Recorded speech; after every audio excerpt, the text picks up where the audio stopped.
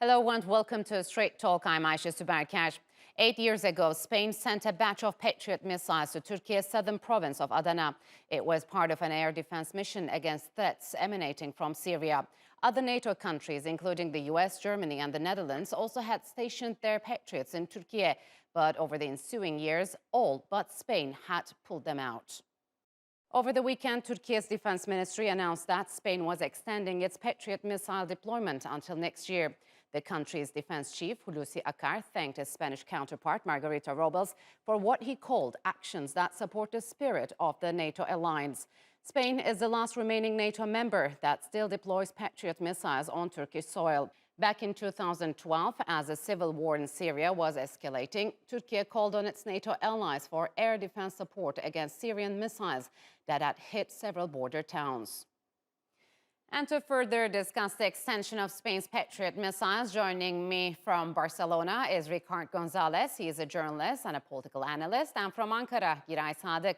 He's a professor of international relations and director of the European Studies Research Center at Yıldırım Beyazıt University. Gentlemen, welcome to Straight Talk. It's good to have you on the program. So, Ricard, Spain has extended the deployment of its Patriot missiles on Turkey's southern coast until June next year. What's the reason behind this, and is this an important step? Hello. Well, I think it is an important step because I think that Turkey needs to have this protection. And I think that the reason why Spain has done it is because Spain values a lot its good relations with Turkey. I think that in the last years, 5-7 years, Spain has deepened the cooperation with Turkey in terms of political and military terms. So I think that this strengthens this relationship. So, Giray, is it likely to be followed by any changes from other NATO allies like the US, Germany, and Netherlands, which had previously withdrawn their air defense systems? So I think there wasn't an imminent threat from Syria to Turkey. What's your expectations here? Spanish deployment was right after those countries' withdrawal, and therefore effectively filling that gap in the region. So this was an important step for Turkey, but also as a NATO ally. For NATO, it was an important demonstration. As our president recently highlighted, it is important for other NATO allies to take an example, a good example of Spain when it comes to alliance solidarity with Turkey and a better assessment of the situation on the ground. So this is a fair expectation, but ultimately it's the decision of the member states individually can take whether they would like to have additional contributions. So, Ricard, where does Spain stand when it comes to Turkey's anti-terror operations beyond its borders and its fight against the terrorist organizations like the PKK and YPG? I think that Spain has not had a very public profile on this topic. There are other European countries that they have showed publicly their rejection of this. I think that Spain has been rather muted. It has not expressed solidarity or support to Turkey, but it has not criticized it. And I think that Turkey has been able to value this because the other or some other European countries like France have been very critical. So I think that Spain prefers to take a step back and not to interfere. So, but Ricard, why do you think Athens is so concerned over growing defense ties between Turkey and Spain? You said Spain chooses to be muted, but has it been perceived by the Greeks that it is siding with Turkey in this respect? Well, I think that they are concerned about the fact that Spain, especially last year, after last year meeting between Pedro Sánchez and President Erdogan, it decided to strengthen the military cooperation, especially, for example, there is a project to build together aircraft carriers and submarines. Yes. And of course, Greece, because it has some kind of an arms race with Turkey, is not happy with this idea. So I think that Spain prefers to put a priority on this cooperation over other topics in which it may disagree with the interference or the operations of Turkey in Syria, which Spain doesn't really comment publicly. So, Gira, given its support, could Spain possibly play the role of a mediator between Athens and Ankara, especially in disputed areas like Eastern Mediterranean and the Aegean Sea? Spain so far have been more constructive in that, and this step is certainly likely to be welcomed by Türkiye. And in that regard, it is important to note that within the EU or within NATO, there are differences. So EU is bigger than France and Greece. There are countries in EU like Spain, Italy that have more down-to-earth and better assessment of the situation on the ground, and therefore they can better appreciate Turkey's importance for NATO and for European security.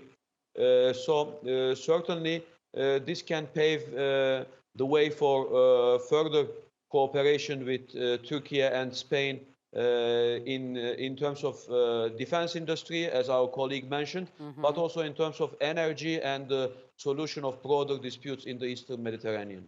So, Ricard, what would closer defense cooperation between Ankara and Madrid mean for NATO, especially amid the Ukraine crisis? I think that Spain and Turkey relationship can help to ease some conflicts that there are between or disagreements between some other NATO members like France, for example, sometimes the United States, and Turkey. I think that if Spain would take a more hawkish approach, the distance between Turkey and NATO would get bigger. So I think that it is important because Spain, whether it plays a mediator role officially or not, it can ease sometimes the tensions and make the most hawkish countries in the EU take a softer approach towards Turkey. Yes, so Giray, last year, Turkish President Erdogan expressed his country's desire to purchase an anti-aircraft carrier from Spain and possibly a submarine. How is that coming along? And could it upset balances within the European Union if materialized?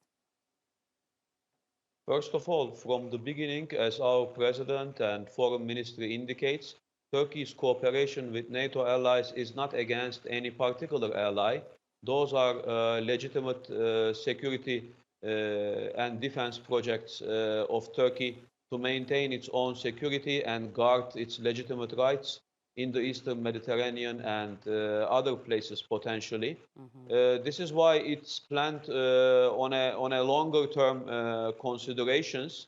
And when Turkey makes those critical key defense industry purchases and joint projects, evidently, and it is only natural for Turkey to rely, for Türkiye to rely on partners like Spain that are proved to be more reliable with the Anadolu ship and other projects. Yes. Therefore, when thinking about future defense industry cooperation and joint projects, clearly Spain emerges as leading among NATO allies and within the European market. So, Ricard, what other opportunities do both countries have to expand their defense cooperation? I mean, are their cooperation limited to the naval forces only?